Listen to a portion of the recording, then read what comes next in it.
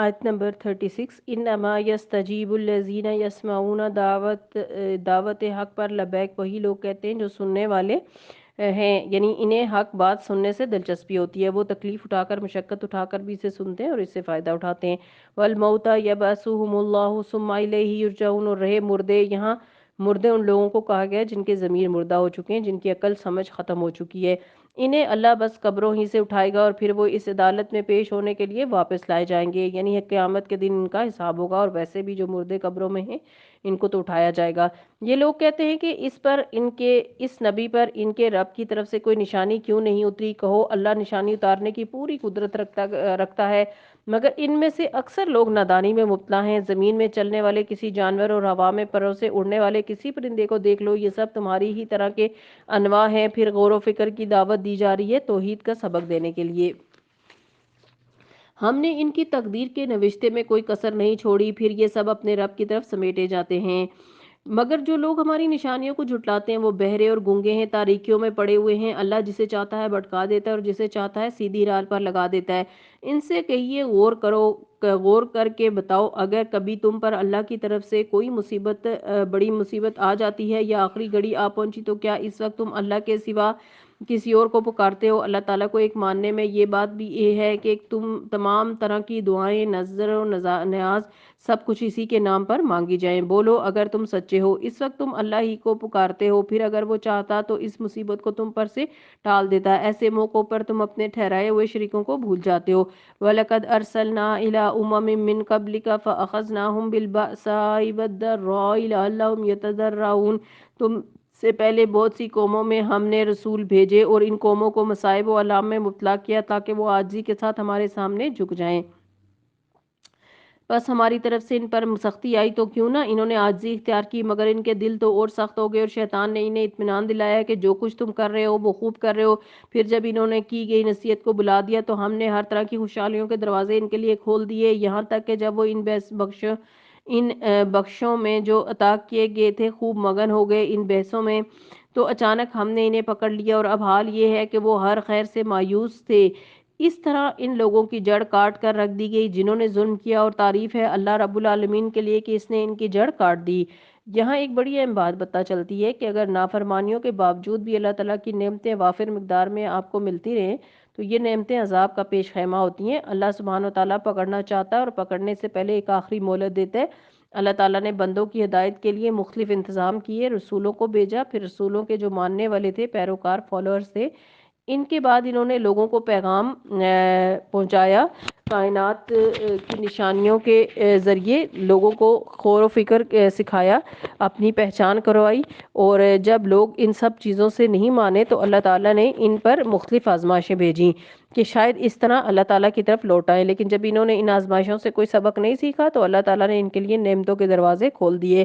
فَلَمَّا نَسُوا مَا ذُكِّرُوا بِهِ فَتَحْنَا عَلَيْهِمْ أَبْوَابَ كُلِّ شَيْءٍ، دنیا کی نعمتیں ان پر خوب خوب برسنے لگیں تو پھر کیا ہوا؟ اچانک پکڑ آ گئی۔ تو اللہ تعالیٰ کی نعمتیں دو وجہ سے ہوتی ہیں، ایک آپ جب شکر گزار ہوتے ہیں تو اللہ تعالیٰ کے اطاعت گزار ہوتے ہیں تو اس وقت جو نعمت آتی ہے تو وہ امتحان ہی ہوتی ہے، لیکن بہرحال وہ اللہ تعالیٰ کی ناراضگی کا ذریعہ نہیں ہوتی۔ اور دوسری نعمت جب زیادہ ہو جائے اور وہ اللہ تعالیٰ کی ناراضگی کی وجہ سے ہوتی ہے، اور وہ کس وجہ سے ہوتی ہے؟ جب اللہ تعالیٰ نافرمانی اللہ تعالیٰ کی کرتا ہے اور اس کو پھر بھی نہ ملتا رہتا ہے، تو یہ اللہ تعالیٰ کی طرف سے ایک ڈھیل ہوتی ہے، ایک ٹیسٹ ہوتا ہے بہت سخت قسم کا۔ نبی صلی اللہ علیہ وسلم نے فرمایا اگر تم دیکھو کہ اللہ کسی شخص کو اس کی نافرمانیوں کے باوجود دنیا میں وہ کچھ عطا فرما رہا ہے جو وہ چاہتا ہے تو اسے استدراج، یعنی اللہ تعالیٰ کا اس کو ڈھیل دے کر پکڑنے کا عمل ہے۔ پھر نبی صلی اللہ علیہ وسلم نے یہ آیت پڑھی اور تلاوت فرمائی، فَلَمَّا نَسُوا مَا ذُكِّرُوا بِهِ، مسند احمد کی یہ روایت ہے۔ قُلْ أَرَأَيْتُمْ إِنْ أَخَذَ اللَّهُ سَمْعَكُمْ وَأَبْصَارَكُمْ وَخَتَمَ عَلَى قُلُوبِكُمْ من الہ غیر اللہ یاتیکم بی انظر کیف نصرف الآیات ثم ہم یصدفون۔ اے محمد صلی اللہ علیہ وسلم ان سے کہیے کہ کبھی تم نے یہ بھی سوچا کہ اگر اللہ تعالیٰ تمہاری بینائی اور سماعت تم سے چھین لے اور تمہارے دلوں پر مہر کر دے تو اللہ کے سوا کون سا الہ ہے جو یہ حقیقتیں تمہیں واپس دلا سکے؟ دیکھیے اپنے ہاتھوں کی طرف چھو کر دیکھیے، اپنے کانوں کو، اپنی آنکھوں کو، یہ سب کچھ اللہ تعالیٰ کا دیا ہوا ہے نا۔ ان کا مالک تو اللہ تعالیٰ ہی ہے، وقتی طور پر اللہ تعالیٰ نے مجھے یہ سب کچھ چیزیں یہ دے رکھی ہیں، کیا میں اس پر شکر گزار ہوں؟ کیونکہ اگر شکر ادا نہیں کیا تو ان پر بھی پکڑ ہو سکتی ہے۔ اور شکر ادا کرنے کا طریقہ کیا ہے؟ شکر ادا کرنے کا طریقہ یہ ہے کہ دینے والے کو پہچانا جائے، اس کی توحید کو مانا جائے۔ دیکھو کس طرح بار بار اپنی نشانیاں ان کے سامنے پیش کرتے ہیں اور پھر یہ کس طرح ان سے نظر چرا جاتے ہیں۔ کہو کبھی تم نے سوچا کہ اگر اللہ کی طرف سے اچانک یا اعلانیہ تم پر عذاب آ جائے تو کیا ظالم لوگوں کے سوا کوئی اور ہلاک ہوگا؟ ہم جو رسول بھیجتے ہیں اسی لیے تو بھیجتے ہیں کہ وہ نیک لوگوں کردار لوگوں کے لیے خوشخبری اور بد کرداروں کے لیے ڈرانے والے ہوں۔ پھر جو لوگ ان کی بات مان لیں اور اپنے طرز عمل کی اصلاح کر لیں، ان کے لیے کسی رنج اور خوف کا مقام نہیں، اور جو ہماری آیات کو جھٹلائے وہ اپنی نافرمانیوں کی پاداش میں سزا بھگت رہے ہیں۔ قُل لَا أَقُولُ لَكُمْ عِندِي خَزَائِنُ اللَّهِ وَلَا أَعْلَمُ الْغَيْبِ وَلَا أَقُولُ لَكُمْ إِنِّي مَلَكٌ۔ اے نبی صلی اللہ علیہ وسلم ان سے کہیے میں تم سے یہ نہیں کہتا کہ میرے پاس اللہ کے خزانے ہیں، نہ میں غیب کا علم رکھتا ہوں، نہ یہ کہتا ہوں کہ میں فرشتہ ہوں، میں تو صرف اس وحی کی پیروی کرتا ہوں جو مجھ پر نازل کی جاتی ہے۔ پھر ان سے پوچھئے کہ کیا اندھا اور آنکھوں والا دونوں برابر ہو سکتے ہیں؟ کیا تم غور نہیں کرتے؟ تو غور و فکر کی دعوت دی جا رہی ہے تاکہ اللہ تعالیٰ کی پہچان ہو سکے۔ وَأَنذِرْ بِهِ الَّذِينَ يَخَافُونَ أَن يُحْشَرُوا إِلَىٰ رَبِّهِمْ لَيْسَ لَهُم مِّن دُونِهِ وَلِيٌّ وَلَا شَفِيعٌ لَعَلَّهُمْ يَتَّقُونَ۔ اور اے محمد صلی اللہ علیہ وسلم اس علم وحی کے ذریعے سے ان لوگوں کو نصیحت کیجئے جو اس بات کا خوف رکھتے ہیں کہ اپنے رب کے سامنے اس حال میں پیش کیے جائیں گے کہ اس سے سوا وہاں کے کوئی نہ ہوگا جو ان کا حامی اور مددگار ہو، یعنی قیامت کے دن صرف اللہ تعالیٰ ہی مدد کا کام آئے گا یا اس کی سفارش کرے، یا شاید کہ اس نصیحت سے متنبہ ہو وہ اللہ تعالیٰ ترسی کی روش اختیار کرے۔ جو لوگ اپنے رب کو دن رات پکارتے ہیں اور اس کی خوشنودی طلب کرنے میں لگے ہوئے ہیں، انہیں اپنے سے دور نہ پھینکو، ان کے حساب میں سے کسی چیز کا بوجھ تم پر نہیں اور تمہارے حساب میں سے کسی چیز کا بھار ان پر نہیں، اس پر بھی اگر تم انہیں دور پھینکو گے تو تمہارا شمار ظالموں میں ہوگا۔ دراصل ہم نے اس طرح ان لوگوں میں سے بعض کو بعض کے ذریعے آزمائش میں ڈالا تاکہ وہ انہیں دیکھ کر کہیں یہ ہیں وہ لوگ جن پر ہمارے درمیان اللہ کا فضل و کرم ہوا ہے۔ ہاں کیا اللہ اپنے شکر گزار بندوں کو ان سے زیادہ نہیں جانتا؟ جب تمہارے پاس وہ لوگ آئیں جو ہمارے آیات پر ایمان لاتے ہیں تو ان سے کہیے کہ تم پر سلامتی ہے، تمہارے رب نے رحم و کرم کا شیبہ اپنے اوپر لازم کر لیا ہے، یہ اس کا رحم و کرم ہی ہے کہ اگر تم میں سے کوئی نادانی کے ساتھ کسی برائی کا ارتکاب کر بیٹھا ہو پھر اس کے بعد توبہ کرے اور اصلاح کرے تو وہ اسے معاف کر دیتا ہے اور نرمی سے کام لیتا ہے۔ نبی صلی اللہ علیہ وسلم اپنے ساتھیوں کے لیے جو مہربان تھے، رحیم تھے، آپ صلی اللہ علیہ وسلم کو اس کی طرف بھی توجہ دلائی گئی کہ اللہ تعالیٰ نے اپنے اوپر رحمت لکھ رکھی ہے اور اللہ تعالیٰ نے آپ کو رحمت للعالمین بنا کے بھیجا ہے، تو جو توبہ کر لیں یہ پیغام بھی ان تک پہنچایا جائے کہ اللہ سبحانہ تعالیٰ اپنی اس خاص رحمت کے ساتھ ان لوگوں کو بخش دے گا۔ تو یہاں دو تین باتوں کا پتہ چلتا ہے، ایک تو یہ کہ جو لوگ رب سے قریب ہوں لیکن ان کی دنیاوی حیثیت سٹیٹس کچھ بڑا نہ ہو تو وہ بھی ہمیں اپنے سے دور نہیں کرنے چاہیے کیونکہ ان کا ایمان سب چیزوں سے زیادہ قیمتی ہے۔ اس طرح ہم اپنی نشانیاں کھول کھول کر بیان کرتے ہیں تاکہ مجرموں کی راہ بالکل نمایاں ہو سکے۔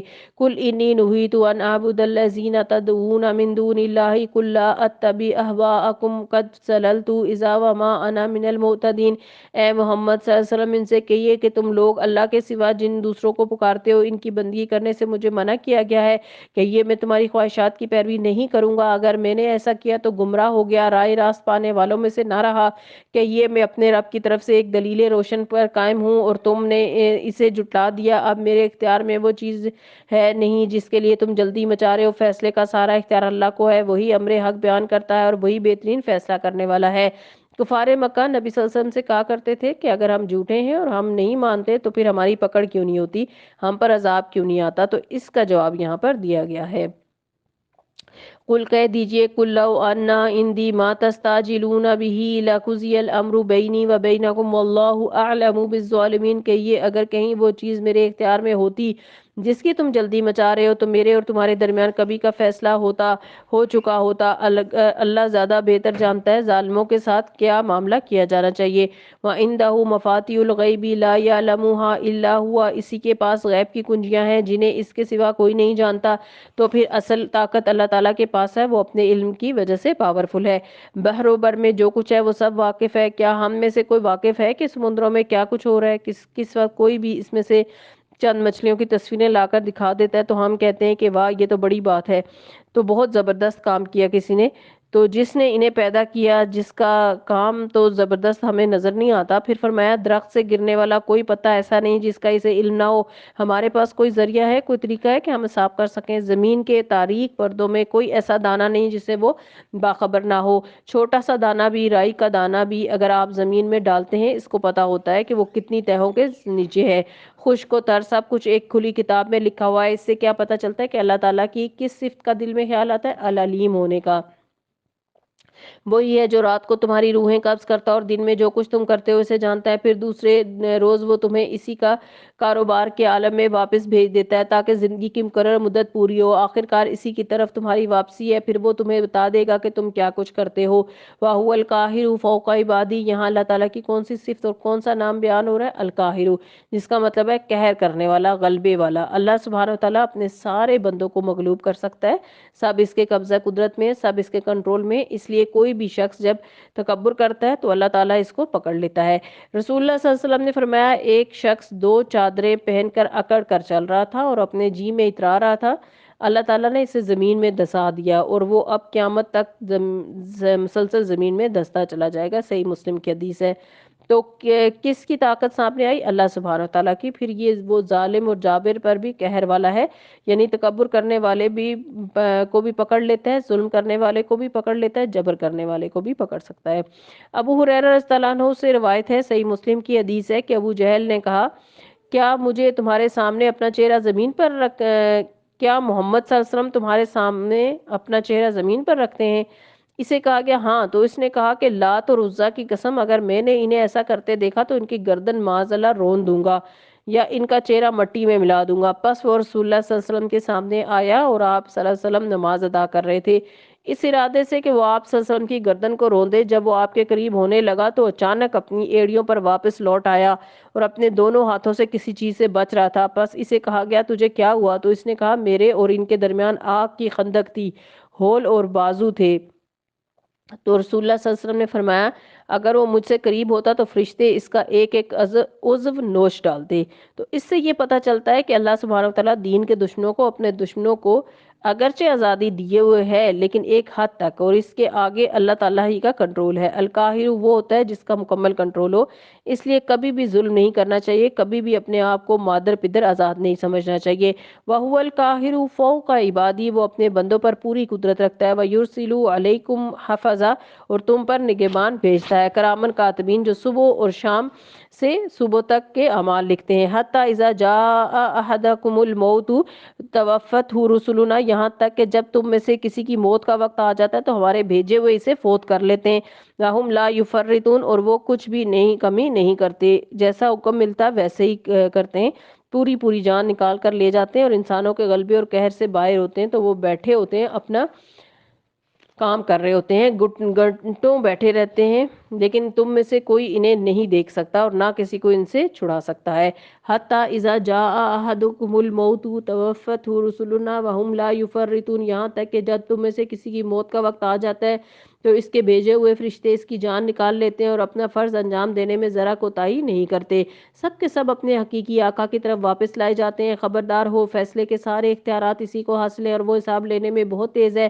اے محمد صلی اللہ علیہ وسلم ان سے پوچھئے صحرا اور سمندر کی تاریکیوں میں کون تمہیں خطرات سے بچاتا ہے؟ پھر اللہ کی معرفت کی بات ہو رہی ہے. کون ہے جسے تم مصیبت کے وقت گڑ گڑا کر چپکے دعائیں مانگتے ہو؟ کس سے کہتے ہو کہ اگر اس بلا سے تو نے ہم کو بچا لیا تو ہم ضرور شکر گزار ہو جائیں گے؟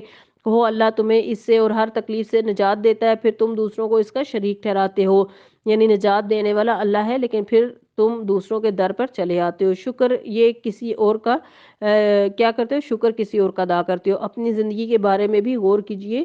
کئی بار ایسا ہوتا ہے کہ صرف اللہ تعالیٰ شفا دیتا ہے لیکن جب ہم صحت مند ہو جاتے ہیں تو صرف ڈاکٹروں کی تعریف اور تذکرے کرتے رہتے ہیں، اللہ سبحانہ تعالیٰ کا شکر ادا نہیں کرتے. یہ بات درست ہے کہ انسان بھی محنت کرتے ہیں، انہیں بھی اللہ تعالیٰ نے سمجھ دی ہوئی ہے، وہ اللہ کے دیے ہوئے علم کے مطابق علاج کر کے آپ کو شفا یاب ہونے میں مدد دیتے ہیں لیکن اللہ تعالیٰ کے اذن سے. تو جب کسی انسان کی تعریف کرے تو ساتھ ہی اللہ تعالیٰ کا ذکر کیا کریں، کیونکہ کوئی بھی انسان اللہ تعالیٰ کی مدد کے بغیر کچھ بھی نہیں کر سکتا، اور اللہ تعالیٰ کو بھول کر صرف اور صرف انسانوں ہی کی بات کرنا یہ اللہ تعالیٰ کو پسند نہیں ہے، کیونکہ اللہ تعالیٰ فرماتے ہیں نجات یعنی وہ اللہ تعالیٰ دیتا ہے ہر تکلیف سے، من کلی کرب، ہر کرب سے، روحانی، جسمانی، ذہنی، جذباتی، لیکن جب ٹھیک ہو جاتے ہیں، حالات اچھے ہو جاتے ہیں، تو پھر تم انسانوں کے گن گانے لگتے ہو، ثم انتم تشرکون، یعنی پھر تم شرک کرنے لگتے ہو۔ کہو وہ اس پر قادر ہے کہ تم پر کوئی عذاب اوپر سے نازل کر دے، یعنی کوئی پتھر برسے جیسے ابرہہ پر برسے تھے، یا پھر کوئی طوفان آ جائے جیسے فرعونیوں پر خون اور ٹڈی دل برسی، مینڈک بھی برسے تھے، یا کبھی بجلیاں گریں، یا تمہارے قدموں کے نیچے سے، یعنی نیچے سے مراد جیسے زلزلہ آ جائے، زمین پھٹ جائے، سیلاب آ جائے، یا تمہیں گروہوں میں تقسیم کر کے ایک گروہ کو دوسرے گروہ کی طاقت کا مزہ چکھا دے، یعنی آپس میں لڑ پڑے، یعنی گھروں کے اندر لڑائیاں، اداروں کے اندر، شہروں کے اندر، ملکوں کے اندر، قوموں کے اندر، کہیں دنیا میں چین اور امن نام کی کوئی چیز نہ ہو، یہ بھی اللہ تعالیٰ کے عذاب کی قسم ہے۔ ہم کس طرح بار بار مختلف طریقوں سے اپنی نشانیاں ان کے سامنے پیش کر رہے ہیں، شاید کہ یہ حقیقت کو سمجھ لیں۔ تمہاری قوم اس کا انکار کر رہی ہے، حالانکہ وہ حقیقت ہے۔ اس سے کہیے کہ میں تم پر حوالہ دار نہیں بنایا گیا، ہر خبر کے ظہور میں آنے کا ایک وقت مقرر ہے، عنقریب تمہیں خود انجام معلوم ہو جائے گا۔ بار بار اس بات کا مطالبہ کرتے تھے کہ تم عذاب لے آؤ، یا پھر آخرت آ جائے، یا پھر قیامت کا دن آ جائے۔ اس میں بتایا گیا ہر چیز کا ایک وقت مقرر ہے، اور جو عذاب یا کچھ بھی آنا ہوگا وہ آ کر رہے گا۔ اللہ تعالیٰ کی کوئی بھی بات جھوٹی نہیں۔ وَإِذَا رَأَيْتَ الَّذِينَ يَخُوضُونَ فِي آيَاتِنَا فَأَعْرِضْ عَنْهُمْ حَتَّى يَخُوضُوا فِي حَدِيثٍ غَيْرِهِ، اور اے محمد صلی اللہ علیہ وسلم جب آپ دیکھیں کہ لوگ ہماری آیات پر نکتہ چینیاں کر رہے تو ان کے پاس سے ہٹ جائیں، یہاں تک کہ وہ اس گفتگو کو چھوڑ کر دوسری باتوں میں لگ جائیں۔ ہمارے لیے کیا حکم ہے کہ ہم ان کے ساتھ بحث میں مبتلا ہو جائیں؟ نہیں، بحث میں مبتلا نہیں ہونا، حجتیں نہیں کرنا، ایک طرف ہو جائیں۔ اگر کبھی شیطان تمہیں بلاوے میں ڈال دے تو جس وقت تمہیں اس غلطی کا احساس ہو جائے، اس کے بعد پھر ایسے ظالم لوگوں کے پاس نہ بیٹھنا۔ ان کے حساب میں سے کسی چیز کی ذمہ داری پرہیزگار لوگوں پر نہیں، البتہ نصیحت کرنا ان کا فرض ہے، شاید کہ وہ غلط روی سے بچ جائیں۔ وَذَرِ الَّذِينَ اتَّخَذُوا دِينَهُمْ لَعِبًا وَلَهْوًا، چھوڑو ان لوگوں کو جنہوں نے اپنے دین کو کھیل اور تماشا بنا رکھا ہے۔ کیوں اس کا حکم کیوں دیا جا رہا ہے؟ اس لیے کہ جب انسان اپنے لوگوں کے بیچ میں ہوتا ہے تو بار بار دین کے خلاف باتیں سننے سے انسان کا ایمان کمزور ہونے لگتا ہے، اور دین کے بارے میں وسوسے اور شبہات آنے لگتے ہیں۔ ایسے لوگ اس طرح کیوں کرتے ہیں؟ تاکہ انہیں دین پر عمل نہ کرنا پڑے۔ انسان کی یہ ایک بہت بڑی فطری کمزوری ہے کہ جس چیز کو وہ خود نہیں لینا چاہتا، خود اپنانا نہیں چاہتا، اس کے اندر نقص نکالنا شروع کر دیتا ہے۔ انگور کھٹے ہیں، اور وہ اس کی کیا وجہ ہوتی ہے کہ انسان عمل نہیں کرنا چاہتا، کیونکہ وہ دنیا کی زندگی کی محبت میں مبتلا ہوتا ہے۔ وغرتہم الحیات الدنیا، اور جنہیں دنیا کی زندگی فریب میں مبتلا کیے ہوئے ہے۔ وغرتہم الحیات الدنیا، لیکن کیا ایسے لوگوں کو چھوڑ دینا چاہیے وہ صرف حجت بازیاں کرتے پھریں، بحث مباحثے کرتے پھریں؟ نہیں، چھوڑنا تو نہیں ہے۔ جس وقت وہ بحثیں کریں تو ہٹ جائیں، ٹھیک ہو جائیں تو پھر آ جائیں، اور جب موقع ملے تو اپنا کام کریں۔ فرمایا وذکر بھی، اور اس قرآن کے ذریعے نصیحت کر کے یا اچھی بات بتا کر تنبیہ کرتے رہیں، کہیں کوئی شخص اپنے کیے کرتوتوں کے وبال میں گرفتار نہ ہو جائے، یعنی کہ ان لوگوں کو پکڑ نہ ہو جائے۔ اور حقیقت یہ کہ مومن ہر حال میں خیر خواہ ہوتا ہے، اور وہ دوسروں کو غلط کام کرتے دیکھ کر کھلی چھٹی نہیں دیتا کہ تم جو چاہو کرو، اور گرفتار بھی اس حال میں ہو کہ اللہ سے بچانے والا کوئی حامی اور مددگار اور کوئی سفارشی اس کے لیے نہ ہو، اور اگر وہ ہر ممکن چیز فدیے میں دے کر چھوٹنا چاہے تو وہ بھی اس سے قبول نہ ہو، کیونکہ ایسے لوگ خود اپنی کمائی کے نتیجے میں پکڑے جائیں گے۔ انہیں اپنے حق کے انکار حق کے معاوضے میں کھولتا ہوا پانی پینے کو اور دردناک عذاب بھگتنے کو ملے۔ اے محمد صلی اللہ علیہ وسلم ان سے پوچھئے، کیا ہم اللہ کو چھوڑ کر انہیں پکاریں جو نہ ہمیں نفع دے سکتے نہ نقصان؟ یعنی تم جو ہمیں اپنے دین کی دعوت دیتے ہو اس کی کیا دلیل ہے؟ کوئی دلیل ہے ہی نہیں۔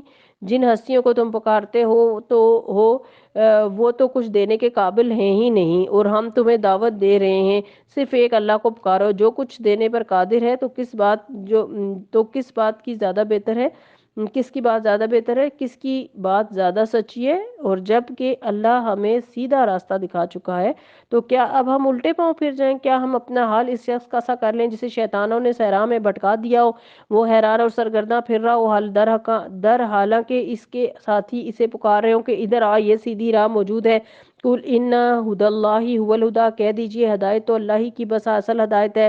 وَأُمِرْنَا لِنُسْلِمَ لِرَبِّ العالمین، ہمیں اللہ کی طرف سے حکم ملا ہے کہ ہم رب العالمین کے سامنے سر تسلیم خم کریں۔ وَأَنْ أَقِيمُوا الصَّلَاةَ وَاتَّقُوهُ، اور یہ کہ تم نماز قائم کرو اور اس کی نافرمانی سے بچو۔ وَهُوَ الَّذِي إِلَيْهِ تُحْشَرُونَ، وہی ہے جس کی طرف تم سب سمیٹے جاؤ گے۔ اس سے یہ پتہ چلتا ہے کہ ہدایت دراصل بس اللہ کی ہدایت ہے، اور اس ہدایت کے بڑے بڑے نشان ہیں۔ نمبر 1، اللہ کے آگے جھک جانا اللہ تعالیٰ کا حکم آتے ہی۔ نمبر 2، نماز قائم کرنا، عبادت کا اہتمام کرنا۔ نمبر 3، کھلے چھپے اسی سے ڈرتے رہنا۔ نمبر 4، اس بات کو یاد رکھنا کہ اللہ کی طرف واپسی ہے، معاملہ بندے کے ساتھ نہیں ہے، معاملہ اللہ کے ساتھ ہے۔ کسی پر بھی جھوٹا الزام لگایا یا کسی کو بھی دکھ دیا، کسی کو بھی پریشان کیا تو رب کو جا کر منہ دکھانا ہوگا۔ آیت نمبر 73، هو الذی خلق السماوات والارض بالحق، اور وہی ہے جس نے آسمانوں اور زمین کو برحق پیدا کیا۔ ویوم یقول کن فیکن، اور جس دن وہ کہے گا حشر ہو جائے اس دن وہ ہو جائے گا۔ وَلَهُ الْمُلْكُ يَوْمَ يَنْفَخُ فِي الصُّورِ عَالِمُ الْغَيْبِ وَالشَّهَادَةِ وَهُوَ الْحَكِيمُ الْخَبِيرُ، اسی کا ارشاد عین حق ہے، جس روز سور پھونکا جائے گا اس روز بادشاہی اسی کی ہوگی، یعنی ہر چیز کا مالک اللہ ہوگا، اور وہ غیب اور شہادت ہر چیز کا عالم ہے اور دانا اور باخبر ہے۔ یہاں سے اب سیدنا ابراہیم علیہ السلام کا قصہ بیان ہو رہا ہے، جو توحید کا ایک سمبل تھے۔ سورہ الانعام توحید کی دعوت دیتی ہے، اللہ تعالیٰ کی معرفت کی طرف بلاتی ہے۔ سیدنا ابراہیم علیہ السلام نے کس طرح کائنات میں غور و فکر کیا اور کس طرح اللہ تعالیٰ کو پہچانا اور کس طرح وہ پھر اللہ تعالیٰ ہی کے ہو کر رہے۔ وَإِذْ قَالَ إِبْرَاهِيمُ لِأَبِيهِ آزَرَ أَتَتَّخِذُ أَصْنَامًا آلِهَةً، ابراہیم علیہ السلام کا واقعہ یاد کرو جبکہ اس نے اپنے باپ آزر سے کہا تھا کیا تو بتوں کو الہ بناتا ہے، میں تجھے اور تیری قوم کو کھلی گمراہی میں پاتا ہوں۔ ابراہیم علیہ السلام کو ہم اس طرح زمین اور آسمان کا نظام سلطنت دکھاتے تھے، اور اس لیے دکھاتے تھے کہ وہ یقین کرنے والوں میں سے ہو جائے، یعنی کائنات میں غور و فکر کس لیے؟ تاکہ یقین میں اضافہ ہو۔ اور اس لیے بعض مفسرین یہ کہتے ہیں کہ ابراہیم علیہ السلام پہلے ہی ایمان لائے ہوئے تھے، ایسا نہیں کہ وہ کائنات کی نشانیاں دیکھ کر ایمان لائے، ایمان تو تھا لیکن یہ سارا غور و فکر یقین میں اضافے کے لیے تھا اور دوسروں کو راہ دکھانے کے لیے۔ تو ہم سب بھی ایمان کا دعویٰ تو کرتے ہیں، کیا ہمیں اس بات کی ضرورت ہے کہ ہمارا ایمان مضبوط ہو، ہمارے یقین میں اضافہ ہو؟ تو اس لیے اللہ تعالیٰ کی کائنات میں غور و فکر ضروری ہے، معرفت ضروری ہے۔ فَلَمَّا جَنَّ عَلَيْهِ اللَّيْلُ رَأَىٰ كَوْكَبًا، چنانچہ جب رات اس پر تاری ہوئی تو اس نے ایک تارا دیکھا۔ قَالَ هَٰذَا رَبِّي، کہا یہ میرا رب ہے۔ فَلَمَّا أَفَلَ، پھر جب وہ ڈوب گیا، قَالَ لَا أُحِبُّ الْآفِلِينَ، تو بولا ڈوب جانے والوں کا تو میں گرویدہ نہیں ہوں۔ فَلَمَّا رَأَى الْقَمَرَ بَازِغًا قَالَ هَٰذَا رَبِّي، پھر جب چاند چمکتا نظر آیا تو کہا یہ میرا رب ہے۔ فَلَمَّا أَفَلَ، پھر جب وہ ڈوب گیا، قَالَ لَئِن لَّمْ يَهْدِنِي رَبِّي لَأَكُونَنَّ مِنَ الْقَوْمِ الضَّالِّينَ، کہنے لگے اگر میرے رب نے رہنمائی نہ کی ہوتی تو میں بھی گمراہوں میں شامل ہو گیا ہوتا۔ رَأَى الشَّمْسَ بَازِغَةً قَالَ هَٰذَا رَبِّي هَٰذَا أَكْبَرُ فَلَمَّا أَفَلَتْ قَالَ يَا قَوْمِ إِنِّي بَرِيءٌ مِّمَّا تُشْرِكُونَ، پھر جب سورج کو دیکھا تو کہا کہ یہ ہے میرا رب، یہ سب سے بڑا ہے۔ لیکن جب وہ ڈوب گیا تو ابراہیم علیہ السلام پکار اٹھا اے برادران قوم، میں ان سب سے بیزار ہوں جنہیں تم اللہ کا شریک ٹھہراتے ہو۔ میں نے تو یکسو ہو کر اپنا رخ اس ہستی کی طرف کر لیا جس نے زمین اور آسمانوں کو پیدا کیا، اور میں ہرگز شرک کرنے والوں میں سے نہیں ہوں، یعنی میں ستارہ پرستی نہیں کروں گا، چاند کا پرستار نہیں بنوں گا، سورج کو الہ نہیں بناؤں گا، میرا الہ تو وہ ہے جس نے ان سب کو تخلیق کیا، پیدا کیا۔ اس کی قوم اس سے جھگڑنے لگی تو اس نے قوم سے کہا کیا تم لوگ اللہ کے معاملے میں مجھ سے جھگڑتے ہو حالانکہ اس نے مجھے راہ راست دکھا دی؟ میں تو تمہارے ٹھہرائے ہوئے شریکوں سے نہیں ڈرتا، ہاں میرا رب اگر کچھ چاہے تو وہ ضرور ہو سکتا ہے، میرا رب کا علم ہر چیز پر چھایا ہوا ہے۔ پھر کیا تم ہوش میں نہ آؤ گے؟ اور آخر میں تمہارے ٹھہرائے ہوئے شریکوں سے کیسے ڈروں جبکہ تم اللہ کے ساتھ ان چیزوں کو اللہ تعالیٰ کی حاکمیت میں شریک بناتے ہوئے نہیں ڈرتے جن کے لیے اس نے تم پر کوئی سند نازل نہیں کی؟ ہم دونوں فریقوں میں سے کون زیادہ بے خوفی اور اطمینان کا مستحق ہے؟ بتاؤ اگر تم کچھ علم رکھتے ہو، حقیقت میں تو امن انہی کے لیے ہے، اور راہ راست پر وہی ہیں جو ایمان لائے اور جنہوں نے اپنے ایمان کو ظلم کے ساتھ آلودہ نہیں کیا، یعنی شرک نہیں کیا۔ وَتِلْكَ حُجَّتُنَا آتَيْنَاهَا إِبْرَاهِيمَ عَلَىٰ قَوْمٍ نَرْفَعُ دَرَجَاتٍ مَن نَّشَاءُ إِنَّ رَبَّكَ حَكِيمٌ عَلِيمٌ، یہ تھی ہماری وہ حجت جو ہم نے ابراہیم علیہ السلام کو اس کی قوم کے مقابلے میں، تاکہ ہم جسے چاہتے ہیں بلند مرتبے عطا کرتے ہیں۔ حق یہ ہے کہ تمہارا رب نہایت دانا اور علیم ہے۔ پھر ہم نے ابراہیم علیہ السلام کو اسحاق اور یعقوب علیہ السلام جیسی اولاد دی اور ہر ایک کو راہ راست دکھائی، وہی راہ راست جو اس سے پہلے نوح علیہ السلام کو دکھائی تھی، اور اسی کی نسل سے ہم نے داؤد، سلیمان، ایوب، موسیٰ اور ہارون علیہ السلام کو ہدایت بخشی، اور جس طرح ہم نیکوکاروں کو اس کی نیکی کا بدلہ دیتے ہیں۔ ابراہیم علیہ السلام سے جب ان کی قوم ناراض ہو گئی تو انہوں نے کیا کیا؟ انہوں نے آگ کا الاؤ تیار کیا، یعنی نمرود کے ساتھ بھی ہم نے پیچھے پڑھا تھا نا، جو بادشاہ وقت تھا اس کے ساتھ مطالبہ ہوا، اور ابراہیم علیہ السلام نے اسے کہا کہ میرا رب سورج کو مشرق سے نکالتا ہے تو مغرب سے نکال کے لا، تو یہ بات اس کو بڑی بری لگی، کیونکہ اس دلیل کا اس کے پاس کوئی جواب نہیں تھا، تو اس نے پھر ایک آگ کا الاؤ تیار کیا اور اس میں ساری قوم اس کے ساتھ شامل ہو گئی۔ تو انہوں نے آگ کا الاؤ تیار کیا اور اس میں ابراہیم علیہ السلام کو پھینک دیا، لیکن جب وہ ان سے یعنی اس آگ سے بھی اللہ تعالیٰ نے ان کو بچا لیا اور وہ بچ کر نکل آئے، تو انہوں نے انہیں ملک سے نکال دیا، اور جب ان کے والدین، ان کے بہن بھائی، ان کے رشتہ دار، ان کا کنبہ قبیلہ، ان کے ہم وطن سب ان سے چھٹ گئے، تو اللہ سبحانہ وتعالیٰ نے کتنے بہترین طریقے پر انہیں نعم البدل عطا کیا، انہیں بہترین اولاد سے نوازا، جس کا ذکر یہاں کیا گیا ہے: داؤد، سلیمان، ایوب، یوسف، موسیٰ، ہارون، زکریا، یحییٰ، عیسیٰ اور الیاس علیہ السلام۔ یہ سب ابراہیم علیہ السلام کی اولاد میں سے تھے، ایک کے بعد ایک نسل، ایک کے بعد ایک پیغمبر، ایک کے بعد ایک نبی۔ تو اپنے آپ کو اس جگہ پر رکھ کر دیکھیں، ہم سب اپنی اولادوں کا حال دیکھیں اور پھر ان کی اولادوں کی فکر کریں، اور پھر ان کی اولادوں میں ہم نے کبھی ان کے لیے بھی دعا مانگی جو آج اس دنیا میں نہیں، لیکن ہمارے جانے کے سینکڑوں سال بعد آئیں گے، کہ وہ کس دین پر ہوں گے؟ ابراہیم کو اس بات کی بھی فکر تھی، ابراہیم علیہ السلام نے تو ان کے لیے دعائیں کی تھیں، ان کے لیے فکر کی تھی، تو آج کی ماں کو سب سے پہلے اپنے بچوں کی فکر کرنی چاہیے، ان کی ہدایت کی اور ان کی طرف توجہ کرنی چاہیے، اور اس کے ساتھ ساتھ پھر دوسروں کو بھی دین کی تبلیغ اور تعلیم دینی چاہیے، لیکن صرف ان بچوں کو نہیں، ان بچوں کے بھی بچوں کو، اور پھر ان کی آئندہ نسلوں کی۔ لیکن آپ کے ہاتھ میں تو آپ کے اپنے بچے بھی نہیں۔ کیا خیال ہے جب آپ انہیں دن رات سکھاتے ہیں تو وہ سب کچھ سیکھ جاتے ہیں نا، مان جاتے ہیں جو آپ انہیں منوانا چاہتے ہیں؟ ہرگز نہیں مانتے وہ، تو اس سے یہ پتہ چلتا ہے کہ ہدایت تو اللہ تعالیٰ دیتا ہے، ہماری تو کوشش ہی ہے۔ پھر دوسری بات یہ ہے کہ ہمیں اس کی کوشش کے ساتھ ساتھ دعا کرنی چاہیے۔ تیسری بات یہ کہ اللہ تعالیٰ کے لیے مخلص ہونا چاہیے، توحید کے لیے خالص ہونا چاہیے، اللہ تعالیٰ کے راستے میں قربانیاں کرنی چاہیے، اللہ تعالیٰ کی طرف سے اگر کوئی امتحان آ جائے تو اس پر ناراض نہیں ہونا چاہیے۔ ابراہیم علیہ السلام کو انہی خوبیوں کی بنا پر چن لیا گیا تھا، انہوں نے اپنی اولاد کی بھلائی کے لیے دنیا اور دین دونوں کے لیے دعائیں مانگی، ان کے لیے پھلوں کا رزق مانگا، ان کی آخرت اور ان کی نماز اور ان کی ہر چیز کی بھلائی کے لیے فکر کی، اور آئندہ آنے والی نسلوں کے لیے بھی۔ تو ایسے میں اگر ہم چاہتے ہیں کہ ہماری مشکلات ہمارے لیے خیر و بھلائی کا باعث بن جائے، تو اللہ تعالیٰ کی طرف سے آنے والی کسی بھی آزمائش پر اللہ تعالیٰ سے ناراض نہیں ہونا، کسی بھی آزمائش میں اللہ تعالیٰ کی اطاعت سے دور نہیں ہونا، اللہ تعالیٰ کی فرما برداری کا راستہ نہیں چھوڑنا، شیطان کی بدگمانی دل میں نہ ڈالے۔ تو تم سے اللہ تعالیٰ ناراض ہے، اس لیے یہ سب کچھ ہوا ہے، بلکہ کیا کرنا چاہیے؟ ہر حال میں کہنا چاہیے: رضیت باللہ ربن، اے اللہ میں تیرے رب ہونے پہ راضی ہوں، تو میرے لیے کافی ہے۔ پھر اللہ ربی لا اشرک بہ شیئا، اللہ ہی میرا رب ہے، میں اس کے ساتھ کسی کو شریک نہیں ٹھہراتی۔ تو جو لوگ یہ رویہ اختیار کرتے ہیں ان کے لیے پھر امن ہے، ان کے لیے پھر بھلائیاں ہیں، خیر ہے۔ یاد رکھیے، اللہ تعالیٰ کی راہ میں قربانی کرنے والا کوئی شخص اللہ کے ہاں محروم نہیں رہتا، اگر واقعی اخلاص کے ساتھ وہ قربانی کی ہو۔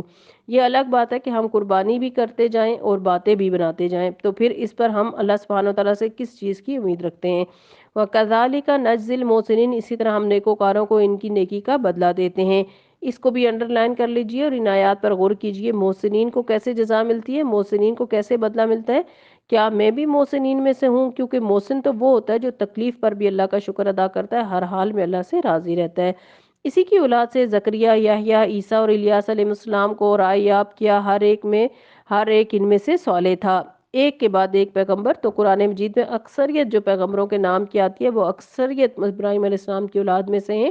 آج دنیا میں کسی کی اولاد میں سے کوئی ایک کسی خاص یونیورسٹی میں اونچا درجہ حاصل کر لیتا ہے یا کسی خاص عہدے پر پہنچ جاتا ہے، کیا کوئی خاص کامیابی حاصل ہوتی ہے تو وہ ہر ایک سے بیان کرتے نہیں تھکتا کہ میں فلاں کی ماں ہوں، فلاں میرا بیٹا ہے یا بیٹی ہے، اور بار بار اس کا فخری انداز میں اس کا تذکرہ کیا جاتا ہے۔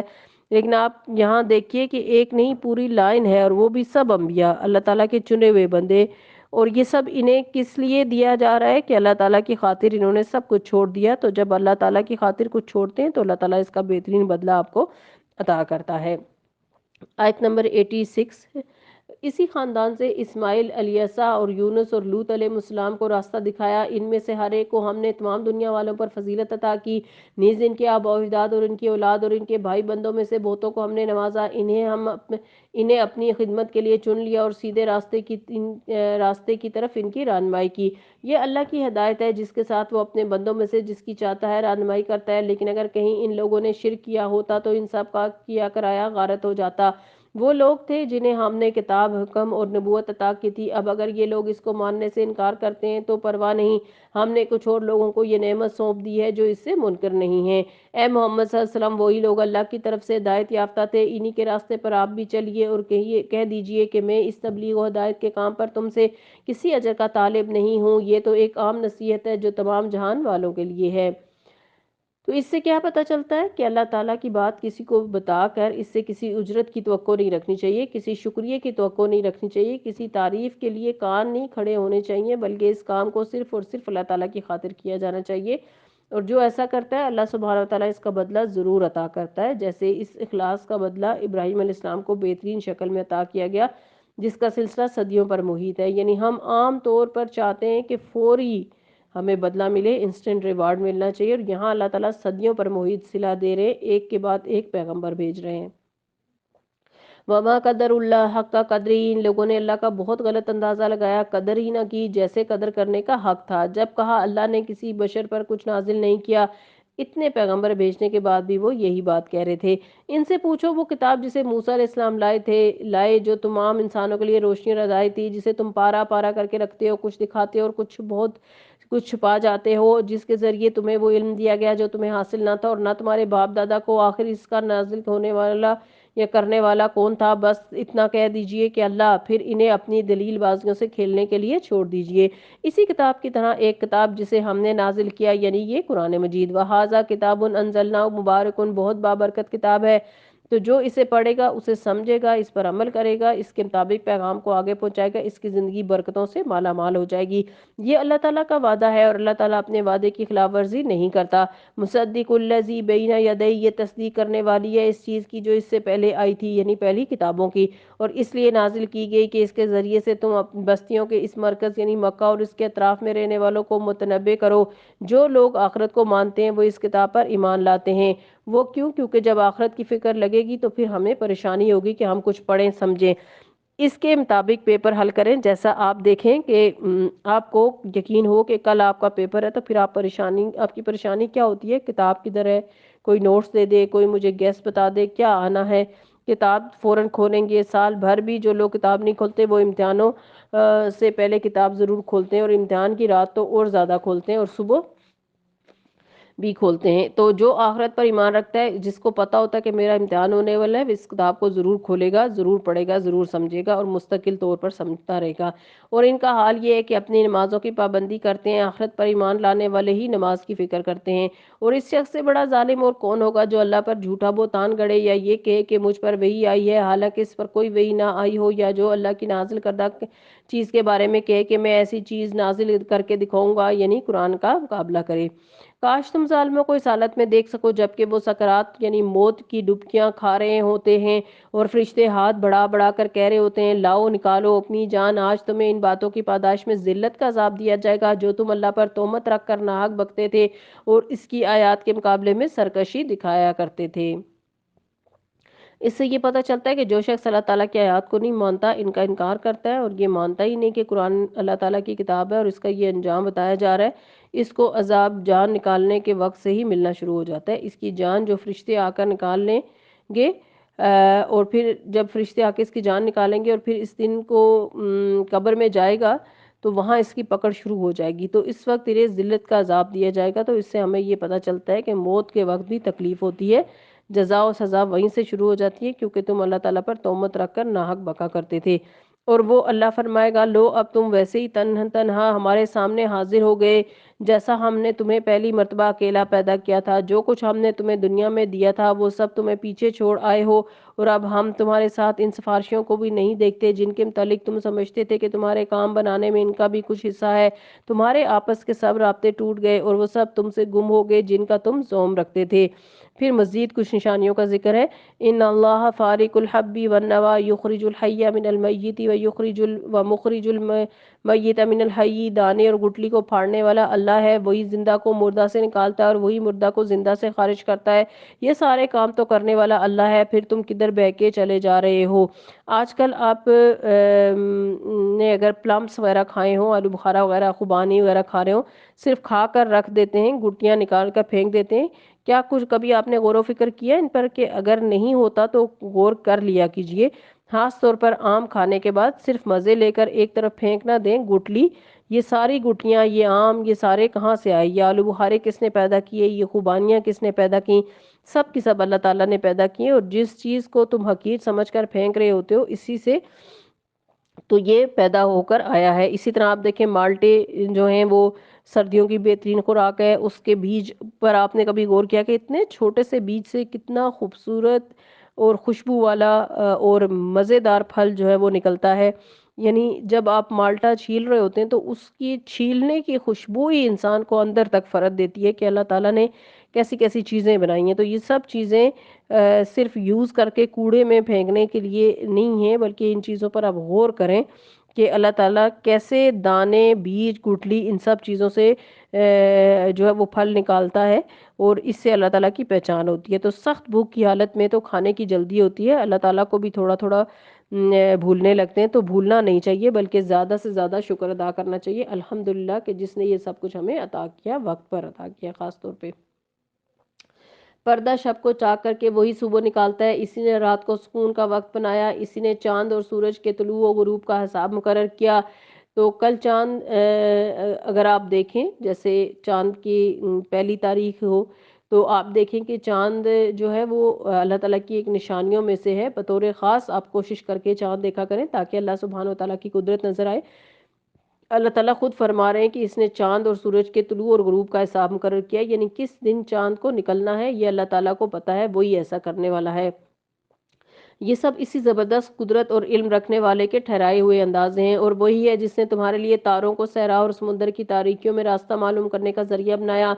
देखो, हमने निशानियां खोल खोल कर बयान कर दी हैं इन लोगों के लिए जो इल्म रखते हैं। इस कायनात की किताब में ज़मीन और आसमान के दो वर्कों में बहुत सी निशानियां बिखरी हुई हैं। ये अलग बात है कि हम ना देखें।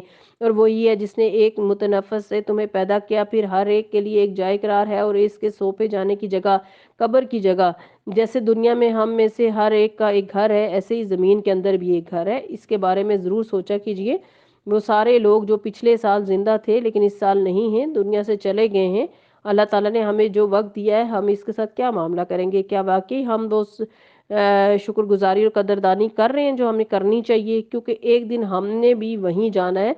फिर माहो साल आते रहेंगे, जाते रहेंगे, लेकिन हम कुछ ना कर सकेंगे। तो जो कुछ कर सकते हैं हमें अभी कर लेना चाहिए। ये निशानियां हमने वाज़ह कर दी हैं उन लोगों के लिए जो समझ बूझ रखते हों, ताकि अल्लाह ताला को पहचानें, आखिरत को पहचानें, अपने ईमान दुरुस्त रखें, अपने अमल को दुरुस्त करें, अपने ईमान बढ़ाएं और इसको इस खैर को पूरी दुनिया तक फैलाएं। एक के बाद एक निशानी गौर व फिक्र के लिए, मार्फत इलाही के लिए। और वही है जिसने आसमान से पानी बरसाया, फिर इसके ज़रिए से हर तरह की नबातात उगाई, फिर इससे हरे भरे खेत और दरख्त पैदा किए, फिर इनसे तय बतय चढ़े हुए दाने निकाले और खजूर के शगुफों से फलों के गुच्छे पैदा किए जो बोझ के मारे झुके पड़े हैं, और अंगूर, जैतून और अनार के बाग लगाए जिनके फल एक दूसरे से मिलते जुलते भी हैं, और फिर हर एक की खुसूसियात जुदा जुदा भी हैं। ये दरख्त जब फलते हैं तो इनमें फल आने और इनमें फिर इनके पकने की कैफियत पर ज़रा गौर करो। तो हम तो बस आम कच्चे तोड़कर इन्हें केमिकल पाउडर लगाकर पका लेते हैं, पेटियों में बंद करके पकाते हैं, गौर कहाँ करते हैं। तो जब इन्हें झांक कर देखें, सिर्फ ये ना देखें कि पीले हो गए हैं कि नहीं, क्या देखें अल्लाह ताला ने इन्हें कैसे बनाया है। इस छोटे से छिलके के अंदर कितनी मिठास और जायका है, और इसके साथ साथ कितने ही विटामिन और कैसी एनर्जी हमारे लिए अल्लाह ताला ने रखी है। भूख प्यास मिटाने का सामान भी, खाना भी और पीना भी। तो ये सब कुछ जो है ये अल्लाह सुब्हानहू तआला की मेहरबानियां हैं। इन सब से अल्लाह ताला को पहचानिए। इन चीज़ों में निशानियां हैं उन लोगों के लिए जो ईमान लाते हैं। इस पर भी लोगों ने जिन्नों को अल्लाह का शरीक ठहराया, हालांकि वो इनका भी खालिक है, और बेजाने बूझे इसके लिए बेटे और बेटियां तस्नीब कर दी, हालांकि वो पाक है और बालातर है इन चीज बातों से। जो ये लोग कहते हैं वो तो आसमान और ज़मीन का मौजूद है, इसका कोई बेटा कैसे हो सकता है जबकि कोई इसका शरीक की ज़िंदगी ही नहीं। इसने हर चीज़ को पैदा किया और वो हर चीज़ का इल्म रखता है। ये है अल्लाह तुम्हारा रब, कोई अल्लाह उसके सिवा नहीं, हर चीज़ का खालिक, लिहाजा तुम इसी की बंदगी करो और वो हर चीज़ का कफील है। ला तुदरिकुहुल अबसार व हुवा युदरिकुल अबसार, निगाहें उसको नहीं पा सकती, वो निगाहों को पा लेता है, वो निहायत बारीक बीन और बाखबर है। यहाँ अबसार की बात हुई है और इसके साथ लतीफ़ और खबीर की बात हुई है कि बारीक से बारीक चीज़ें भी वो देख लेता है। कद का जाअकुम बसाइरु मिर रब्बिकुम, देखो तुम्हारे पास तुम्हारे रब की तरफ से बसीरत की निशानियां आ गई, यानी खुली खुली निशानियां आ गई, गौर फिक्र की दावत दी जा रही है। अब जो बिनाई से काम लेगा अपना ही भला करेगा, और जो अंधा बनेगा खुद नुकसान उठाएगा। मैं तुम पर कोई पासबान नहीं हूँ। इस तरह हम अपनी आयत को बार बार मुख्तलिफ तरीकों से बयान करते हैं, और इसलिए करते हैं कि ये लोग कहें तुम किसी से पढ़ के आए हो, और जो लोग इल्म रखते हैं इन पर हम हकीकत को रोशन कर दें। ए मोहम्मद सल्लल्लाहु अलैहि वसल्लम, इस वही की पैरवी किए जाएं जो आप पर आपके रब की तरफ से नाजिल हुई है, क्योंकि इस एक रब के सिवा कोई और इलाह नहीं, और इन मुशरिकीन के पीछे ना पड़ो। अगर अल्लाह की मशीयत होती तो वो खुद ऐसा बंदोबस्त कर सकता था कि ये लोग शिरक ना करते। तुम्हें हमने इन पर पासबान मुकर्रर नहीं किया और ना तुम इन पर हवालादार हो, यानी आपका काम सिर्फ तबलीग करना है, बात पहुंचाना है, जिम्मेदार ये खुद हैं अपने कुफ्र और शिरक और नाशुक्री के। और ए ईमान लाने वालों, ये लोग अल्लाह के सिवा जिनको पुकारते हैं इन्हें गालियां ना दो, यानी इन बुतों को गालियां मत दो, क्योंकि इसलिए कि अगर तुम इनके बुतों को गालियां दोगे तो वो जवाब में अल्लाह सुब्हानो ताला को गालियां देंगे, और इस तरह हम सबब बनेंगे, वजह बनेंगे, जरिया बनेंगे अल्लाह सुब्हानो ताला को बुरा भला कहलवाने का। कहीं ऐसा ना हो कि शिरक से आगे बढ़कर जहालत की बिना पर अल्लाह को गालियां देने लगे। हमने तो इसी तरह हर ग्रोह के लिए इसके अमल को खुशनुमा बना दिया, फिर इन्हें अपने रब की तरफ पलट कर आना है, इस वक्त वो इन्हें बता देगा वो क्या करते रहे हैं।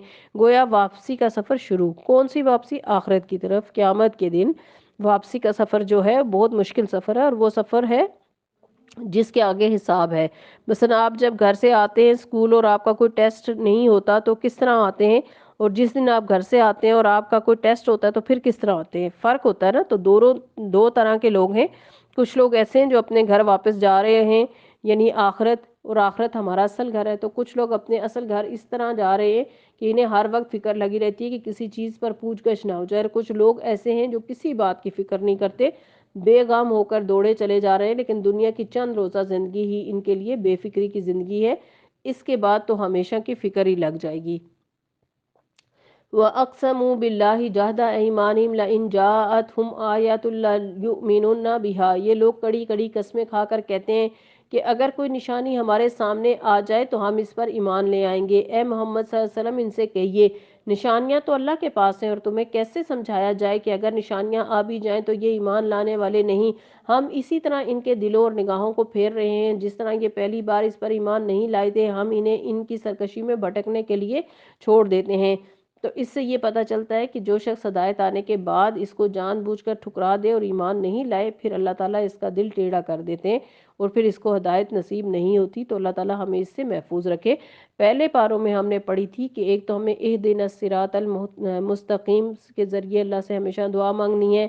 फिर अल्लाहुम्मा हदीनी वसद्दीनी, अल्लाह हमें सीधा रख, हमें हदायत दे, हमें सीधा रख, दुआ किया करें। फिर ये कि अल्लाह ताला की निशानियों पर गौर व फिक्र करें और उनके ज़रिए भी अल्लाह ताला से हदायत मांगें। फिर या मुक़ल्लिबल क़ुलूबी सब्बित क़ुलूबिना अला दीनिक, या मुसर्रिफ़ल क़ुलूबी सर्रिफ़ क़ुलूबिना अला तौअतिक, ए दिलों को जमाने वाले हमारे दिल को अपने दीन पर जमा दे, ए दिलों को फेरने वाले हमारे दिल को अपनी अताअत पर फेर दे। रब्बना ला तुज़िग़ क़ुलूबना बअद इज़ हदैतना व हब लना मिन लदुनका रहमा इन्नका अंतल वहाब, ए अल्लाह जब आप हमें हदायत दे चुके तो हमें हमारे दिलों को टेढ़ा होने से बचाइएगा, बेशक आप बहुत ज़्यादा रहम फरमाने वाले हैं और माफ़ फरमाने वाले हैं। आमीन। अल्लाहुम्मा अरिनल हक्का हक्कन वरज़ुक़ना इत्तिबाअहु व अरिनल बातिला बातिलन वरज़ुक़ना इज्तिनाबा। अल्लाहुम्मा ज़य्यिना बिज़ीनतिल ईमान, अल्लाहुम्मा सब्बित बिकलिमा ला इलाहा इल्लल्लाह इंदल मौती। आमीन या रब्बल आलमीन। सुब्हानक अल्लाहुम्मा व बिहम्दिका अशहदु अल्ला इलाहा इल्ला अंता अस्तगफिरुका व अतूबु इलैक। अस्सलामु अलैकुम व रहमतुल्लाहि व बरकातुहू।